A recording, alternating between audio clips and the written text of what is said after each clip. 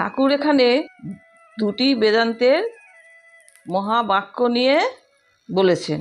বেদান্তের দর্শন অনুযায়ী আমরা প্রত্যেকে ব্রহ্মের সাথে এক, আর আমরা প্রত্যেকেই শুদ্ধ আত্মা, যার মৃত্যু বা জন্ম হয় না, আর এটা অনন্ত, আর এটা সব কিছুর মধ্যেই বিদ্যমান।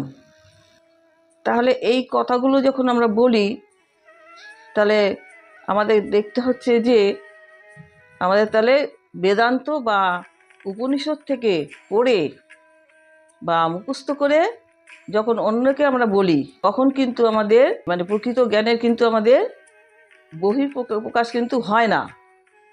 তার পরিবর্তে আমাদের কি হয়? তার পরিবর্তে আমাদের অহংকার হয়।